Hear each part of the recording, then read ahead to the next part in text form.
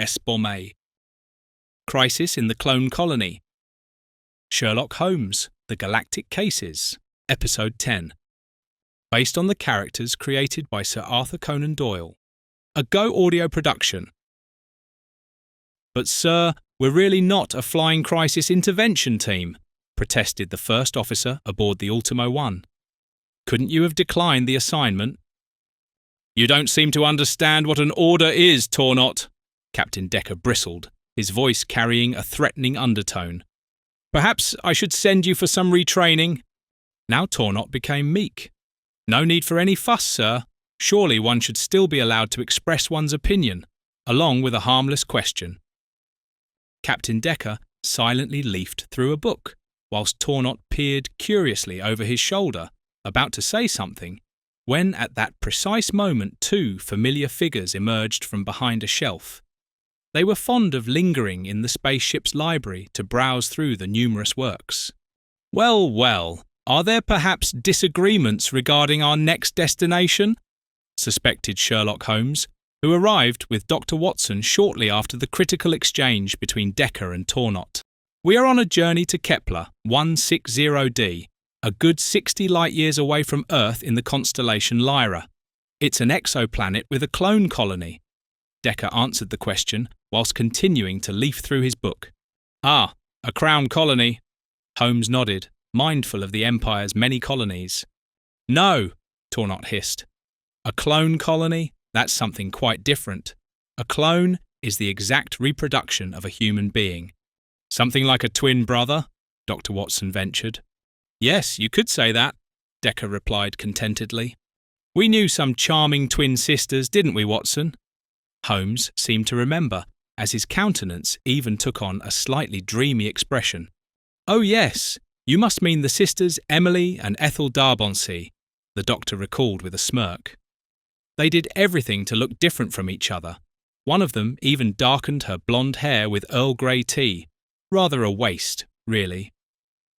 Well, I also assume that the clones distinguish themselves from each other through different outfits and hairstyles, said Decker. Because it's in human nature to express one's individuality, and, moreover, I beg to differ, sir. Just think about the dictates of fashion, when a very prominent person wears something that everyone wants to have. Well, be that as it may, Sherlock Holmes spoke again. I don't quite understand why they colonized a planet with twins. What's the benefit of having all settlers look identical? Ha ha ha! Dr. Watson laughed heartily. I'm just trying to imagine how dreadful it would be if all the settlers had your face, dear Holmes, especially for the women. Ha ha!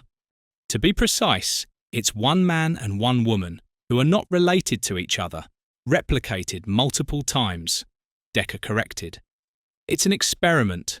They simply want to study the sociological development of a world which consists of only two types of identical beings.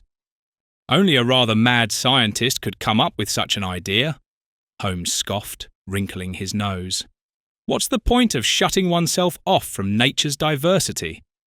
That's exactly what the people from the Galactic Union want to find out, Tornot expressed with a strained voice and growing impatience towards the master detective's lack of understanding.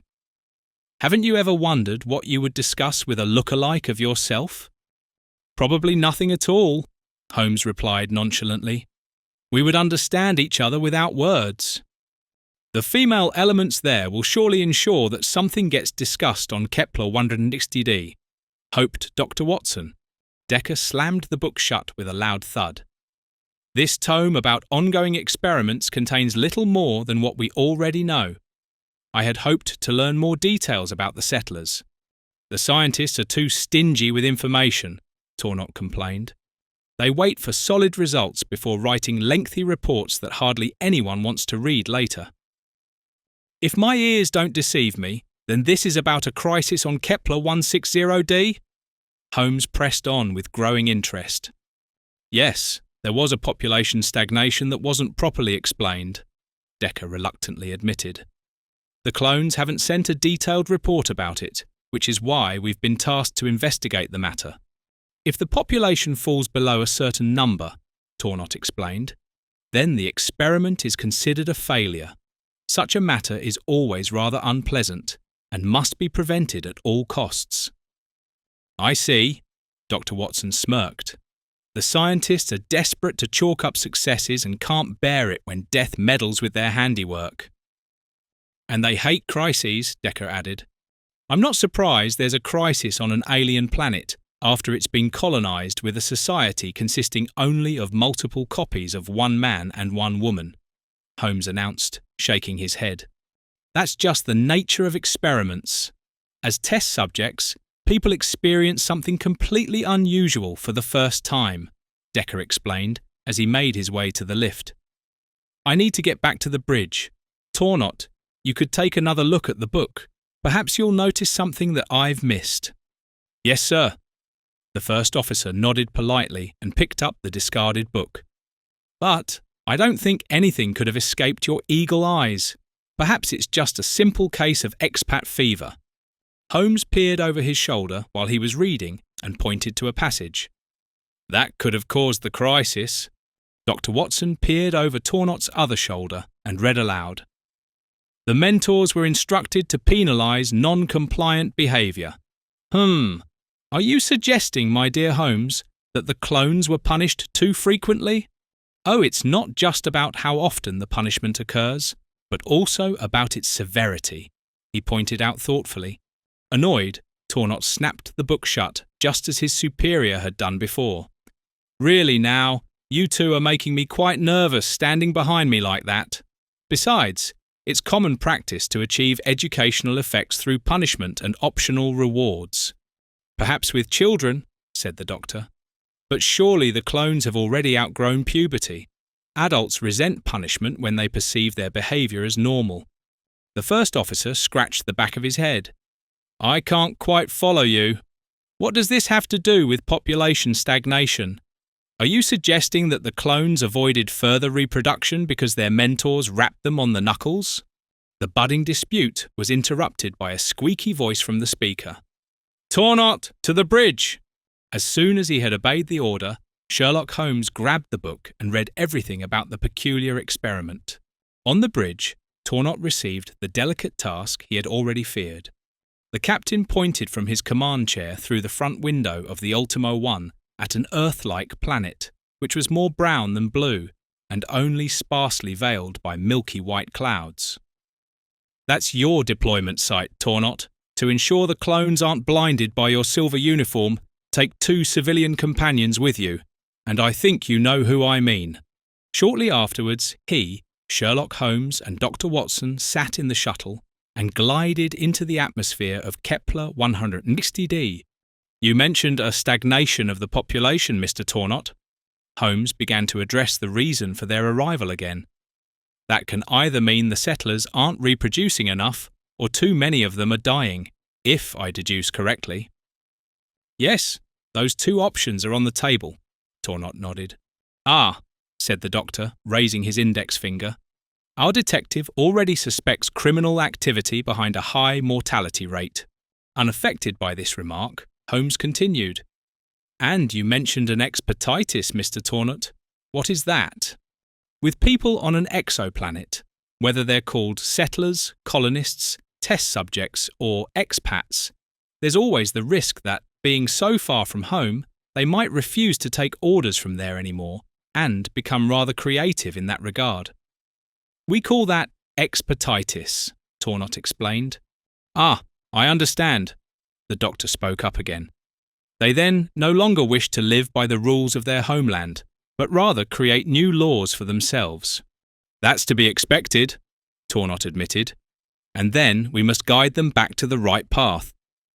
The landscape on the planet consisted predominantly of brown, wilted-looking plants that were unknown on Earth.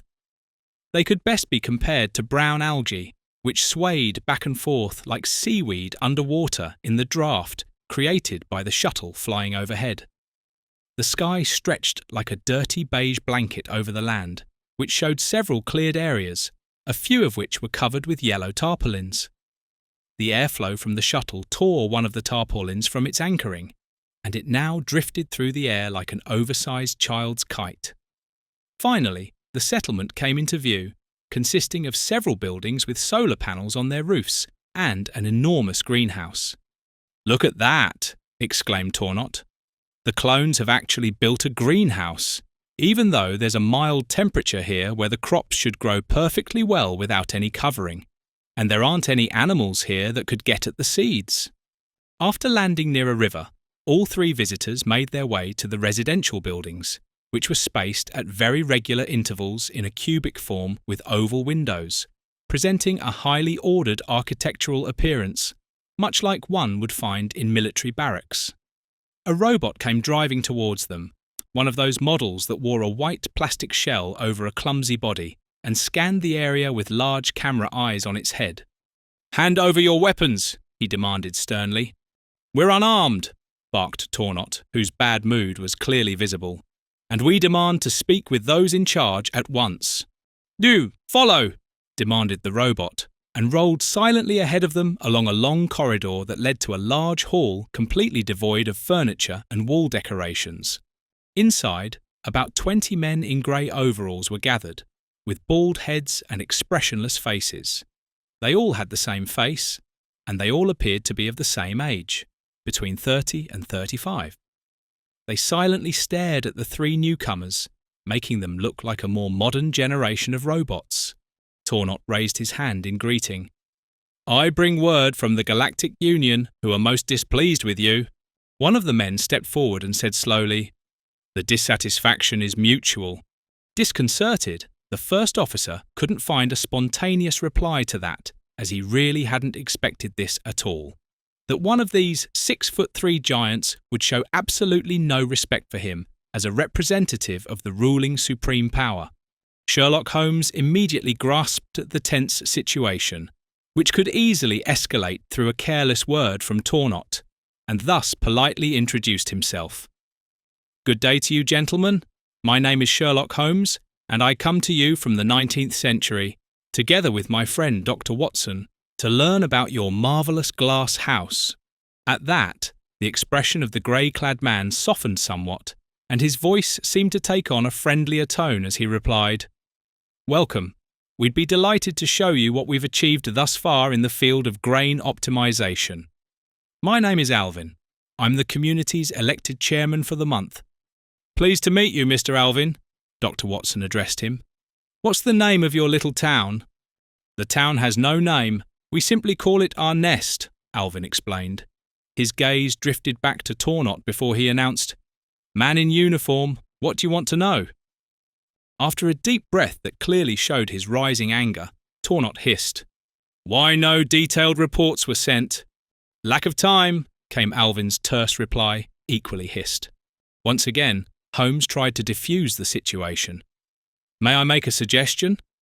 After Alvin's nod, he continued, "We would like to meet the ladies and inquire after their well-being. Perhaps they have a wish that we might be able to fulfill." "Yes," Dr. Watson hastened to agree. "We believe that a gentleman's first concern should be the welfare of the ladies." Astonishment spread across Alvin's face, who clearly hadn't expected such a suggestion. "Very well, our robot W4 will escort you to the adjacent building." At once, the white robot set itself in motion, and the three visitors willingly followed. Once they were out of earshot of the men, Tornot burst out, "I've never encountered such a bunch of uncouth settlers before." "To be perfectly honest, Mr. Tornot," Holmes criticised, "you did make the start of the conversation rather brusque yourself. I certainly don't presume to lecture you, but something isn't right here." "Oh, so you've noticed it too," Tornot sneered. "I'd even go as far as to say there's something rather fishy here, smacks of a brewing conspiracy against the Union." "Come now, dear Mr. Tornot," Dr. Watson dismissed. "Surely these 20 men cannot pose any serious threat to the Galactic Union. Don't be fooled by their numbers. You've only seen a tenth of them. And if this horde manages to build a suitable weapon, they can indeed cause considerable damage." The first officer snapped at him. Meanwhile, they had all arrived at the annex and entered a hall where 10 women stood in formation in 2 rows of 5. Like the men, there were no immediately discernible differences between them. They all wore blue, unnaturally shiny long hair, yellow dresses with belts around their waists matching the red of their lips, and displayed a boredom-like indifference. Their lovely faces looked serious and as expressionless as those of the men. Impressed by such beauty, Tornot gave his voice its softest tone. "What a feast for the eyes!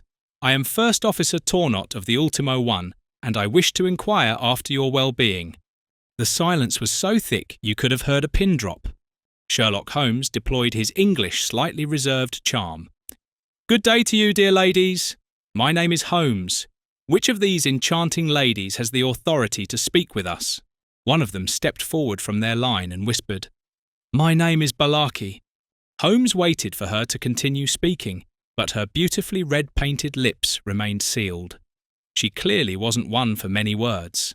However, he got the impression that she was guarding a secret which she expected him to unravel.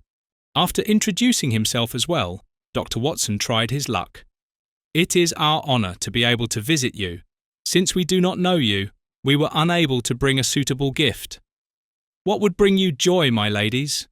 Although they were all beautiful women, they radiated an almost intrinsic eeriness that stemmed from more than just their being exact copies of one another. Dr. Watson could hardly tear himself away from the sight of them, silently observing in amazement their every slight movement, such as the blink of an eye to moisten it, or the rising and falling of their chests as they breathed. Finally, Balaki managed a smile. "I speak for all of us when I demand chocolate." Right away, Tornot commanded into his smart bracelet. "Tornot to Ultimo 1. Need 50 kilos of chocolate. Expecting drop at shuttle location. Thanks, over. The gift will be ready for collection in 2 hours at most, Miss Balaki." "Thank you, Tornot," Balaki purred. "I expect you'll want to examine our records." "Yes, Miss Balaki," he nodded eagerly. "That would be appropriate." With one of her slender arms, she pointed at a colleague. "Belinda, take Tornot to our office." From one of the two rows, one of her beautiful lookalikes detached herself and linked arms with Tornot, who was quite happy to oblige. Together, they marched out of the hall in unison. Dr. Watson watched them leave, then turned his full attention back to Balaki and cleared his throat. "Ahem! Might I ask you to show us your marvellous glass house, Miss Balaki?" "You may," she whispered, almost inaudibly, and walked towards the exit with springy steps.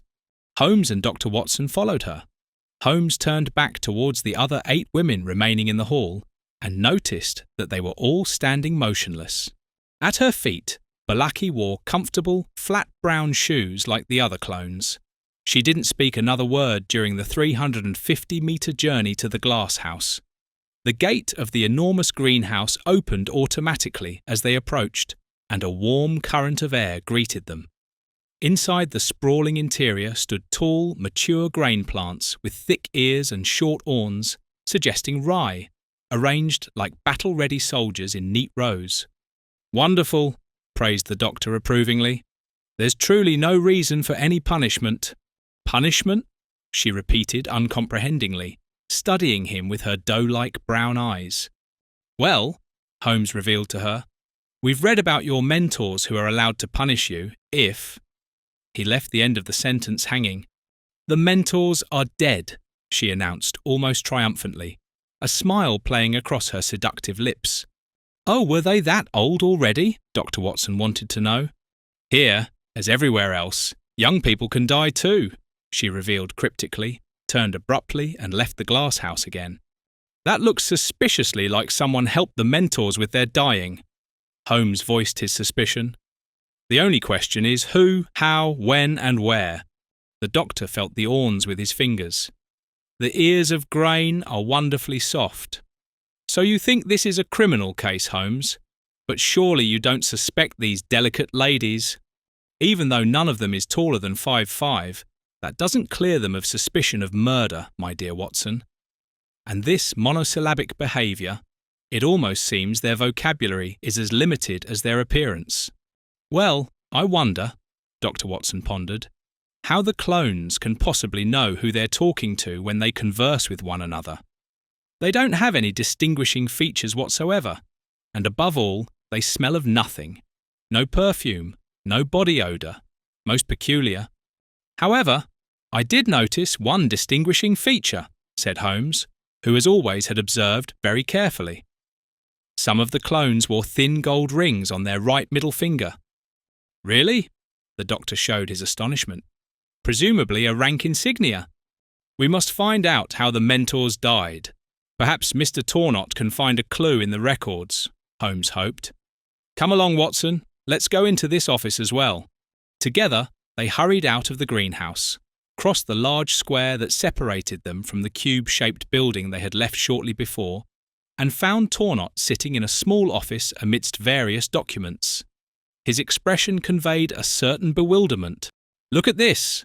How unprofessionally data is being handled here, he complained immediately upon noticing the two of them.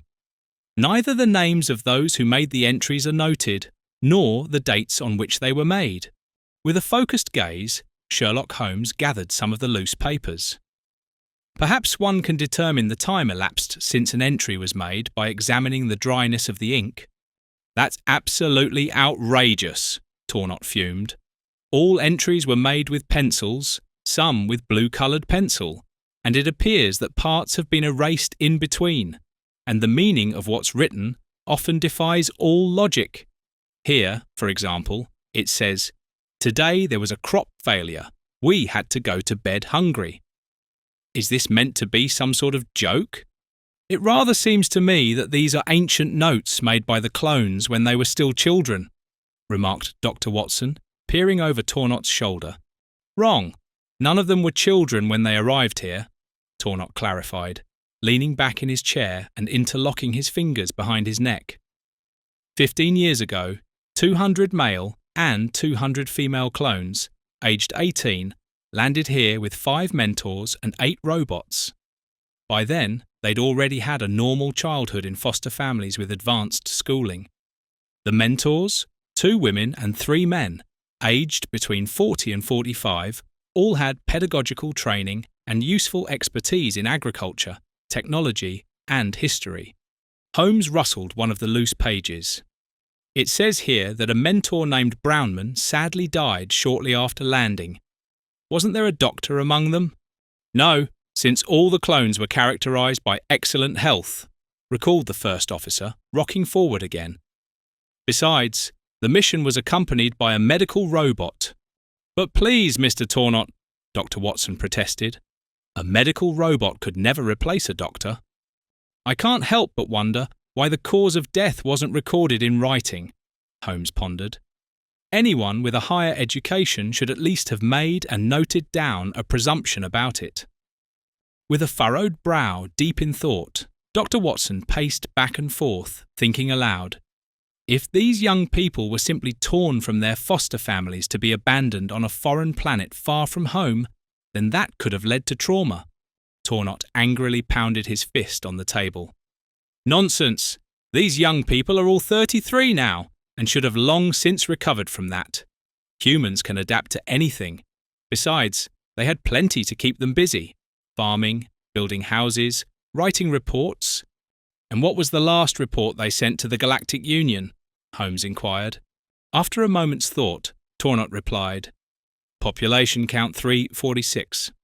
That would mean that out of the original 405 people, 59 have died, if they hadn't reproduced beforehand, Holmes deduced, which, however, is rather unlikely with healthy, young and moreover attractive people. Holmes rummaged furiously through the documents until he held up a sheet and declared, But it says here that no marriages took place, only occasional engagements were recorded. Look here.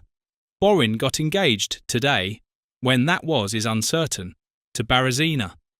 Below that, Frolko got engaged today to Abusina, and so on.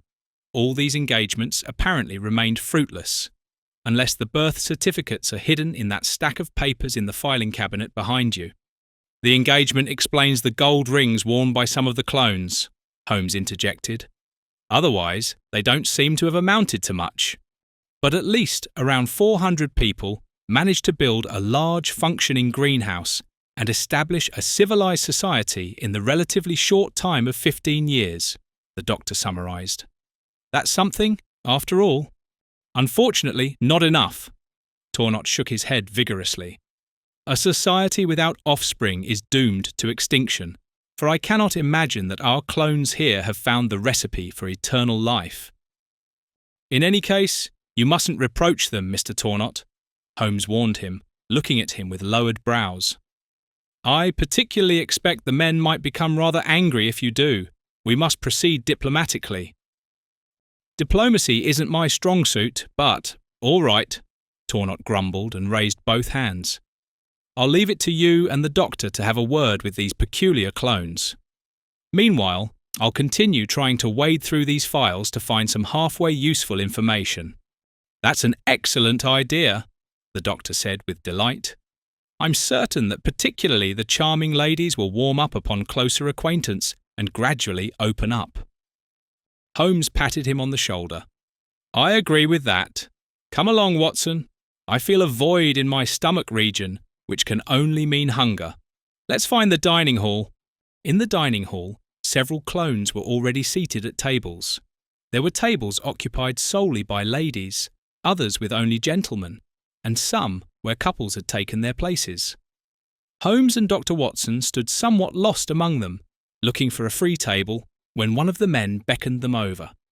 Join us, he urged them, gesturing towards 2 vacant seats next to himself and one of his look-alike.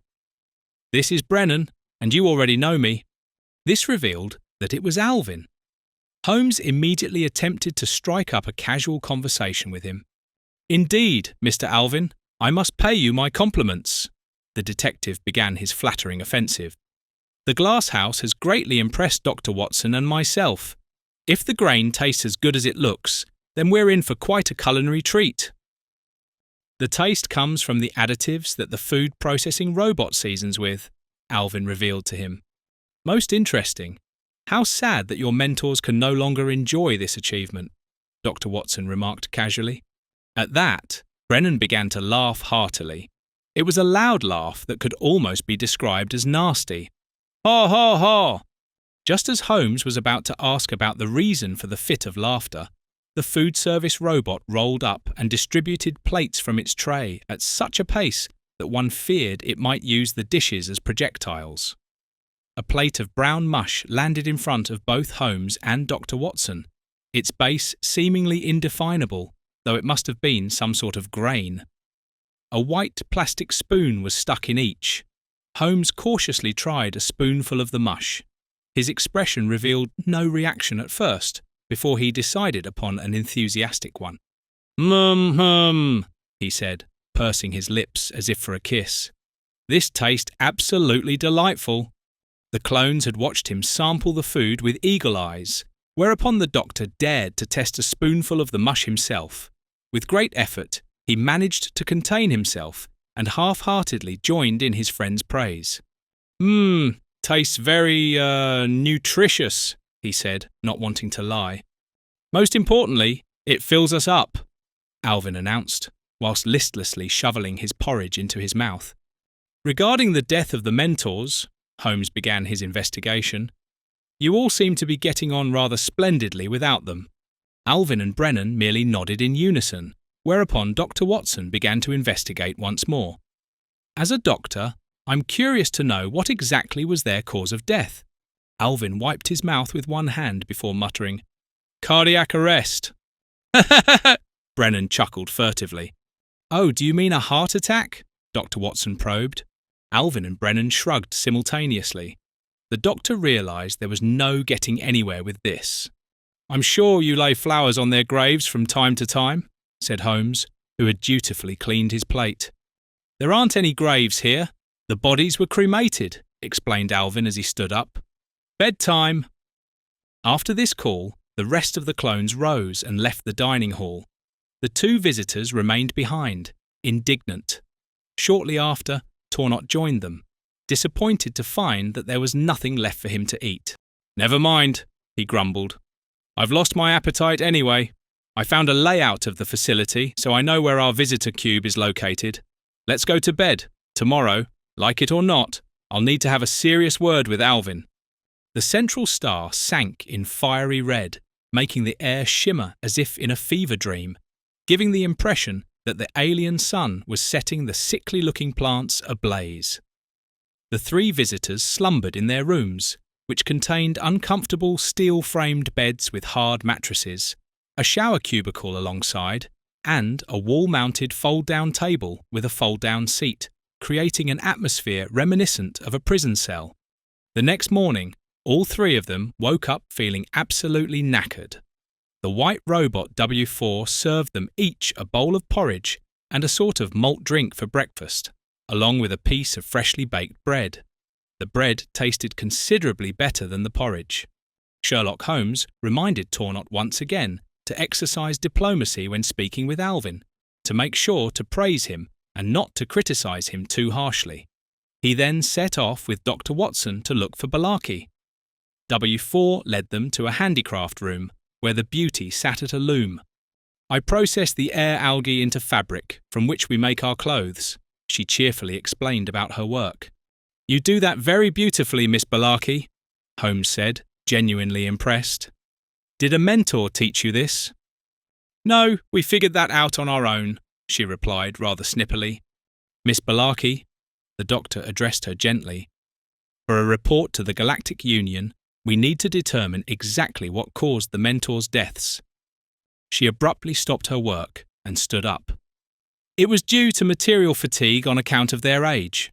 May I ask you a personal question that has nothing to do with the case itself, Miss Balaki?" Holmes inquired spontaneously. "But of course." Balaki smiled at him, and her smile seemed as inviting as a promise. "Why do you hide all your hair under a wig?" Even with his seemingly trivial questions and actions, he had a specific goal in mind. Her smile vanished. Her lips trembled slightly before she answered in a matter-of-fact tone. "We have just as little hair on our heads as the men do. A war took place on this planet ages ago. Parts of the landscape are still contaminated with dioxin, a poison that you can neither see, nor smell, nor taste. You only notice it when your hair starts falling out." "Oh, I'm so sorry," whispered Dr. Watson. "And is there an antidote?" Balaki shook her head, making her blue hair sway back and forth. "The only thing we could do was to stay away from there and cover the areas with yellow tarpaulins." "And have you suffered any other health problems?" inquired Holmes with a sympathetic expression. "Infertility!" she shrieked and ran from the room. "That explains why there was no further reproduction," muttered Dr. Watson. "Those poor women." "Dreadful, but we still don't know the cause of death for the mentors. Somehow I've got a feeling they didn't die because of the toxic landscape." Holmes was certain the clones had something to do with their deaths. A blue-haired beauty entered the room, appearing very composed. Therefore, neither Holmes nor Dr. Watson assumed it was the Balaki who had just stormed out. "May I know your good name, miss?" Holmes inquired politely. With a smile, she answered softly. "Solidana, is there anything I can help you with?" "Yes, we would like to inspect the vacant quarters of the mentors, if that would be possible, Miss Solidana." Holmes expressed his wish. "Of course it's possible," she agreed, making an elegant gesture indicating that the gentleman should follow her. She wasn't very talkative. When asked how she liked it here, she merely shrugged her shoulders. "Don't you sometimes feel homesick, Miss Solidana?" pressed Dr. Watson, who walked very close beside her, and it was quite apparent that he found her, and naturally the others too, very attractive. "No, I have forgotten my previous life," claimed the beauty with blue hair. "They say, never forget where your cradle stood," Holmes quoted a saying. "You'll never find a second homeland in distant places." "Wrong," she said simply. After walking through several corridors, they reached a wing of the building that was concealed by a yellow tarpaulin.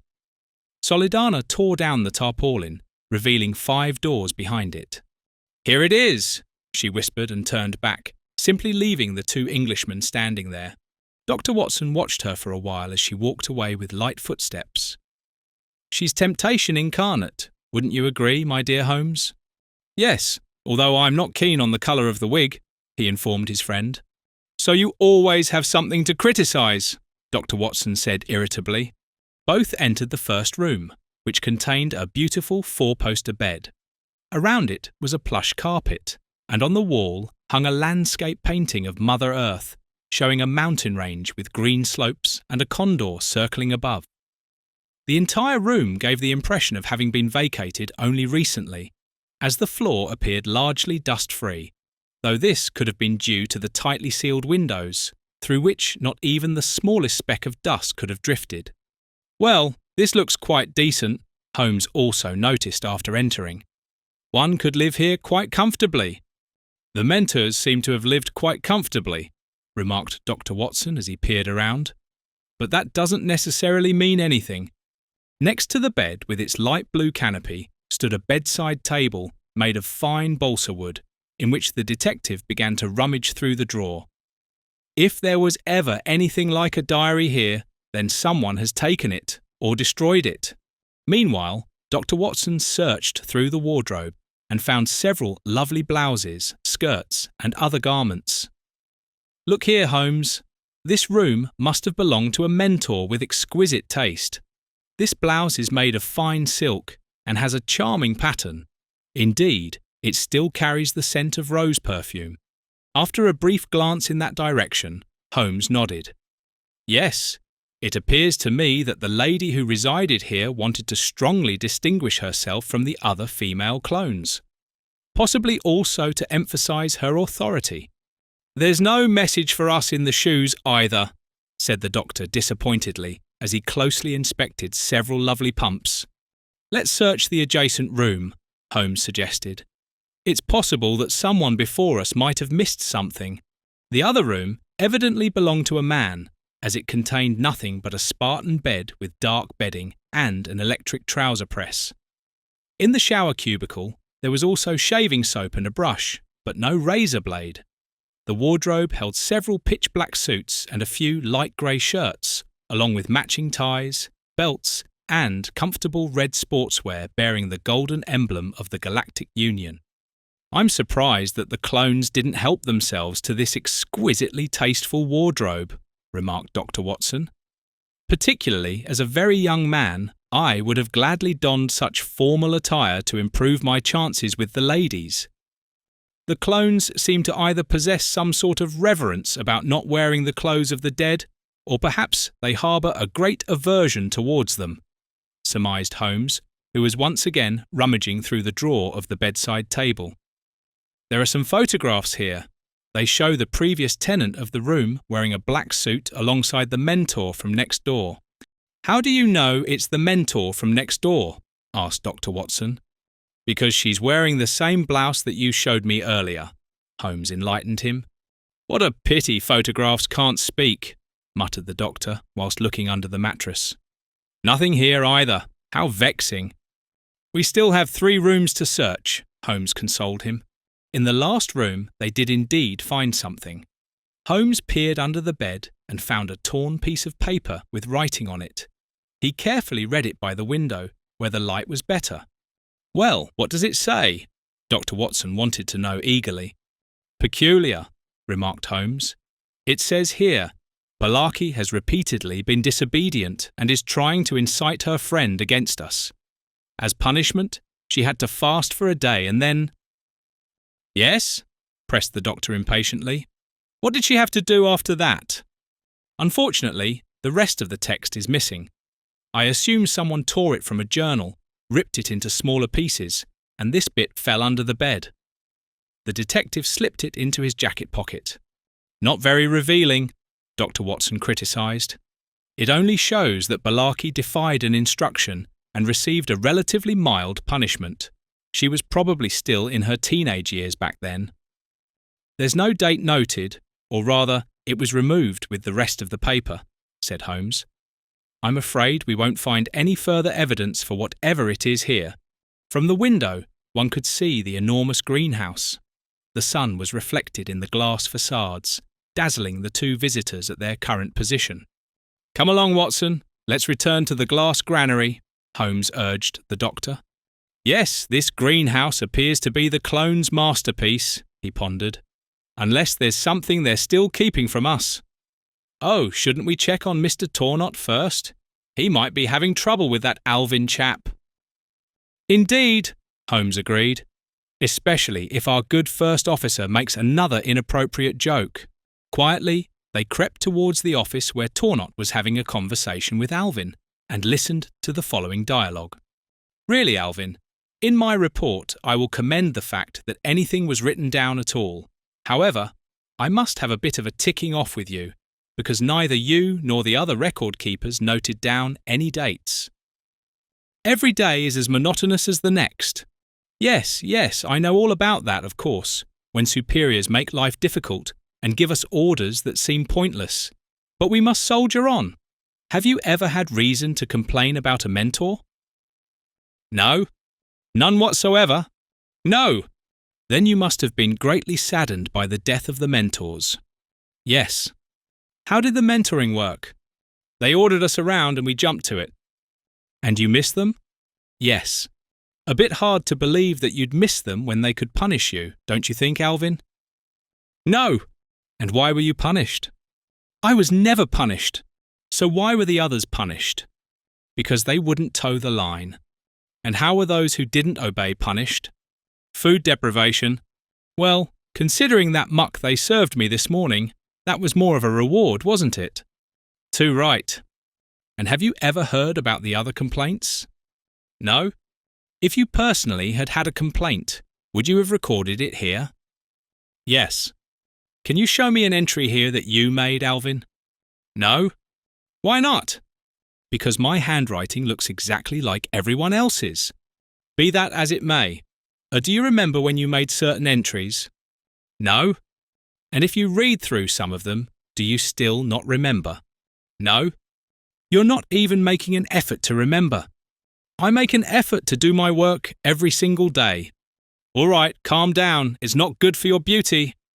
Holmes whispered in Dr. Watson's ear. This won't yield anything. He's about to end the conversation.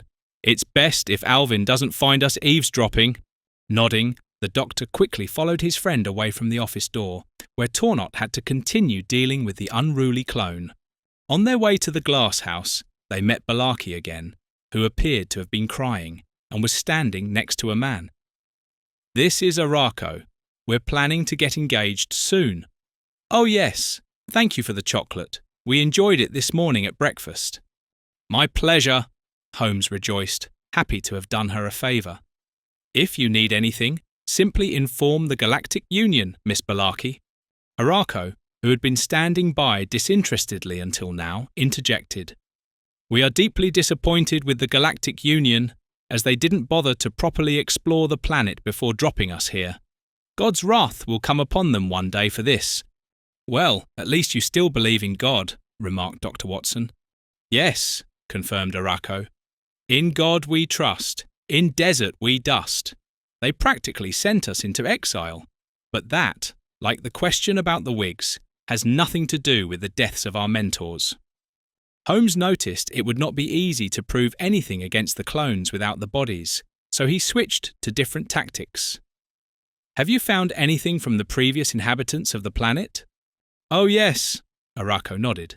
If you'd like, I can show you.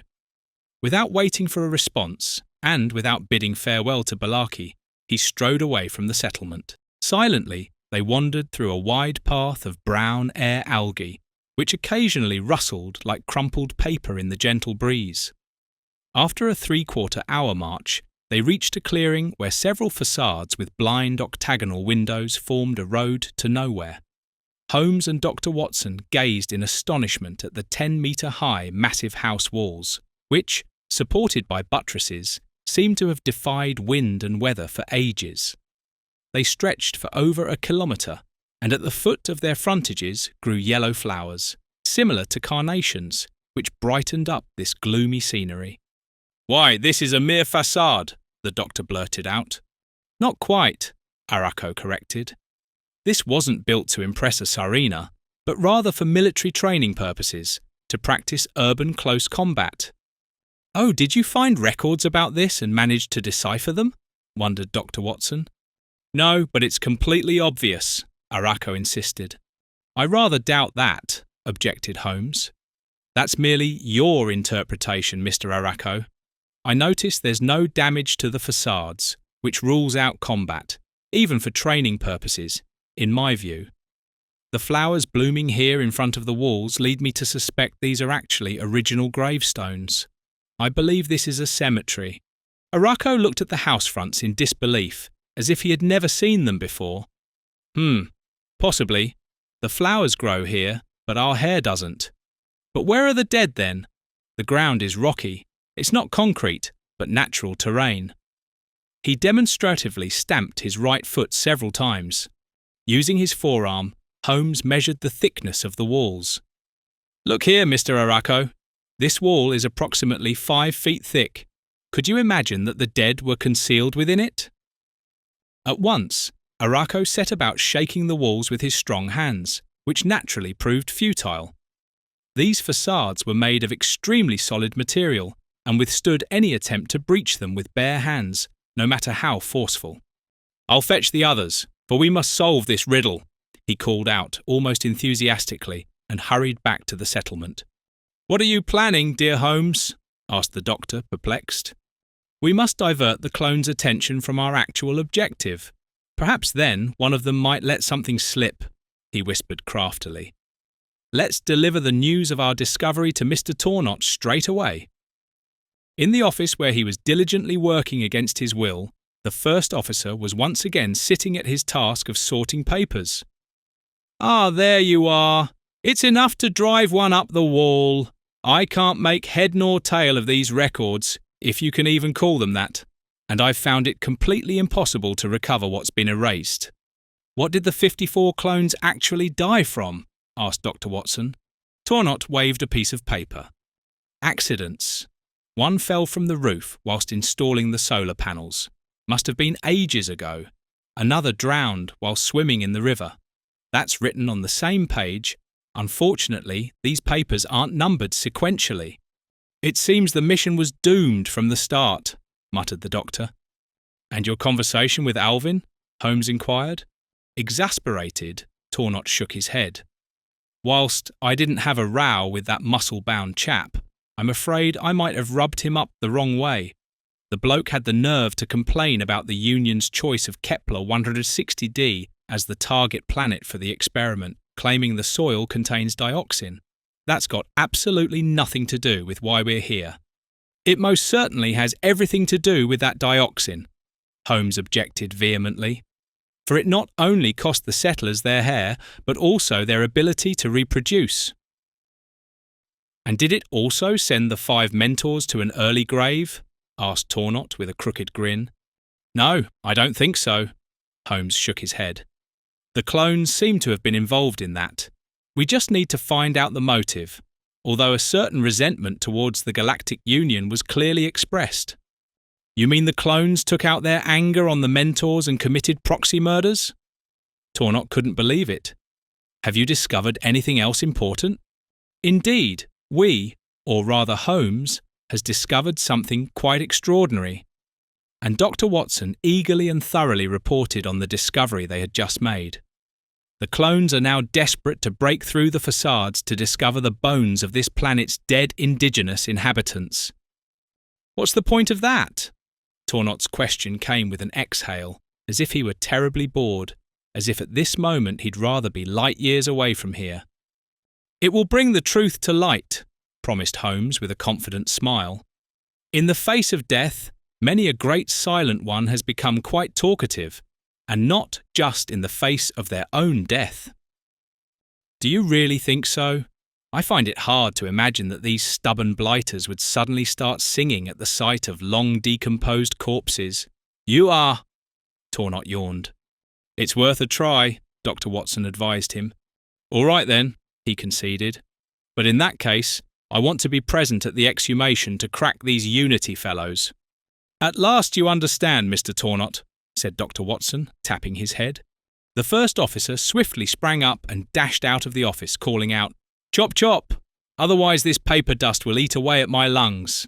Meanwhile, 5 of the male clones, under the direction of Alvin, who had of course been immediately informed by Arako about Holmes's suspicion, set about breaking open one of the house walls from the side, together with a robot and a pickaxe.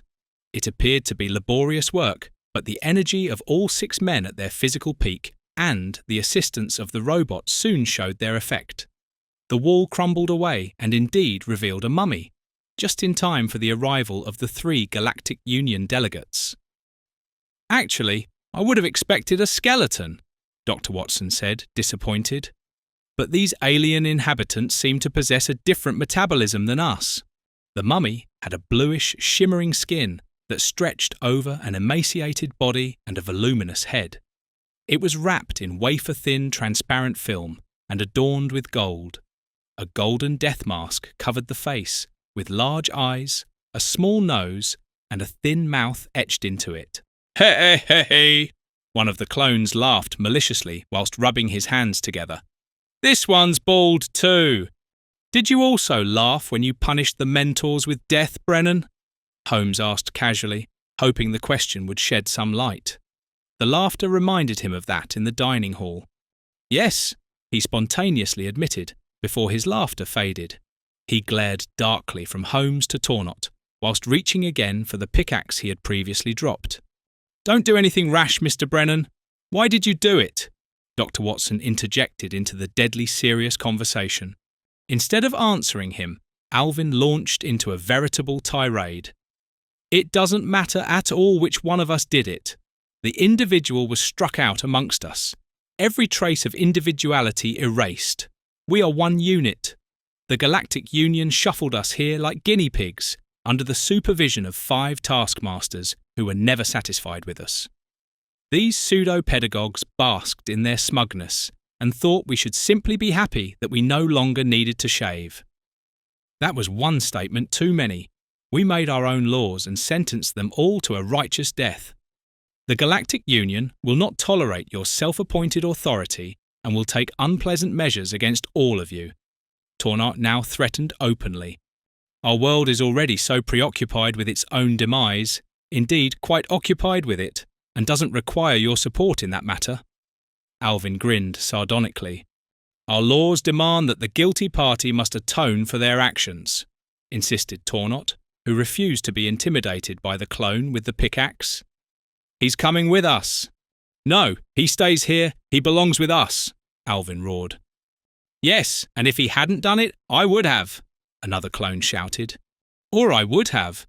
"Or I would have." "Or me." "May I make a suggestion?" Dr. Watson asked quietly. Alvin turned his head towards him and nodded briefly. "What do you think about taking all of you with us, since the principle of innocent until proven guilty applies in court? As the court cannot determine which clone committed the acts, it can only result in an acquittal for everyone. Then you can live again where you grew up." Without considering this offer for even a second, Alvin declined. "No, we'll stay here where we've made our home. This is where we live, and this is where we shall die." Brennan shouldered the pickaxe and added, "Leave our planet now and never come back." With a bright red face, Tornot followed this rude demand and trudged back to the shuttle, followed by Holmes and Dr. Watson, both angry and dejected. Such a bunch of savages. This whole scenario reminds me of Lord of the Flies, where a group of model pupils are stranded on an island and all become barbaric. If they all returned, they wouldn't be the same people who left Earth, so I think it's better to simply leave them all here. Sherlock Holmes made his opinion known. "Just write in your report that the dioxin contamination of some regions on Kepler 160d has made the settlers infertile and driven them to madness." "Yes," Tornot agreed with him. "Madness is putting it rather mildly." "Oh, what a shame we couldn't at least rescue one of those lovely ladies," Dr. Watson lamented, mourning the lost opportunity to become better acquainted with a lady. "My dear friend," Sherlock Holmes tried to cheer him up, "don't give up hope. For you, the search for the perfect woman continues, and one distant day, you too shall finally find what you're looking for." You were listening to Pomej, Crisis in the Clone Colony, Sherlock Holmes, The Galactic Cases, Episode 10, based on the characters created by Sir Arthur Conan Doyle, a Go Audio production